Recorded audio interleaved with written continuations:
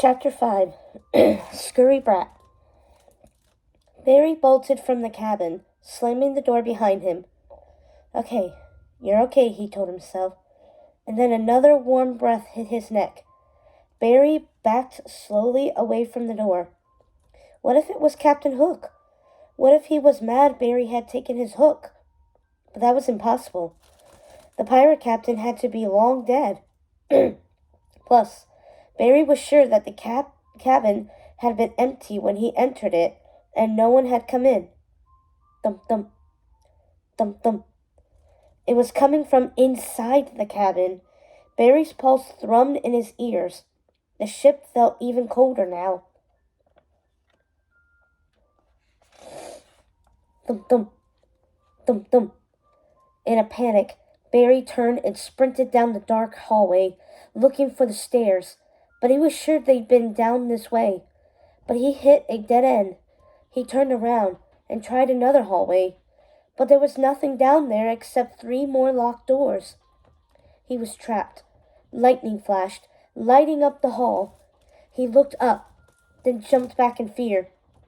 Out of the shadows, Captain Hook slashed at him with his sword.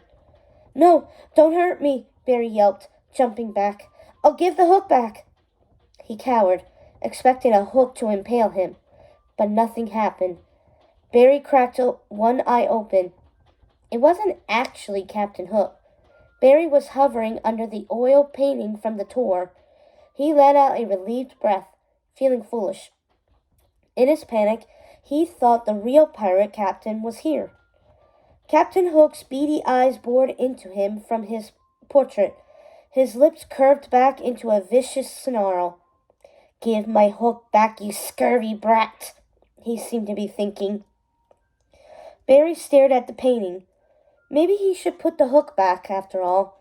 He could feel the weight of it in his backpack, and a sour feeling poured in his stomach, making him feel slightly sick. Of course, the queasiness could have also been caused by the ship rocking on the ocean. The storm was churning up the waves, making it worse. "Sorry, Captain," he started to say to the painting. But then he heard the creaking of the door to the captain's cabin behind him, like it was swinging open on its own accord. The squeal cut through the hall. Thump, thump, thump, thump. Barry's heart seized up. The footsteps were coming for him. Blindly, he pivoted and found himself tripping up the stairs. The stairs! Once he got his bearings, he took them 2 at a time, climbing to the upper deck. The wood was slick, and he slid forward, almost face-planting. He caught himself only at the last second, barely avoiding a calamitous plunge overboard. His eyes cut to the plank that jutted out over the ocean. How many poor souls had lost their lives walking off it? As he scanned the deck looking for the tour, the frigid wind cut through him. The storm had intensified overhead. Raindrops pelted his face. But it was something more than that. It felt like someone, or something, was chasing him. Something unnatural.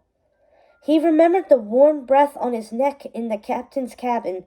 How every time he turned around, nothing was there. The strange shadows behind the tarps. The way the temperature seemed to drop suddenly. And when did that storm come from? Or where did that storm come from? That's when his mind jolted to his mystery books. They often featured haunted houses or haunted islands. What if the pirate ship is haunted? And if it was haunted, then it was probably Captain Hook's ghost. Barry ran down the deck, passing close to the railing below. The ocean churned and frothed with great fury, splashing up against the hull and drenching the deck with salt water.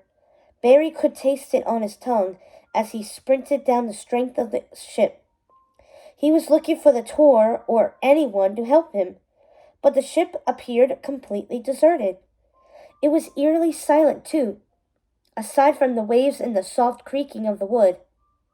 Where is everyone? Where's my family? Where's the tour? And that's when he heard it again. Thump, thump, thump, thump. The footsteps were right behind him. He fled down the deck in a panic.